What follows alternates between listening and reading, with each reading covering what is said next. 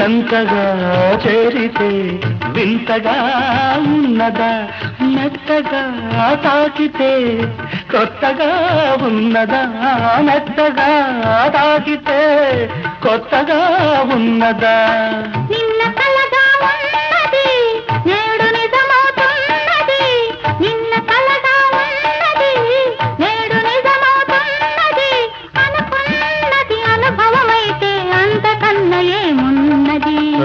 వయసు దారి తీసింది, బలపు ఉరకలేసింది, మనసు వెంబడించింది నిమిషమాగక, మనసే వెంబడించింది నిమిషమాగక.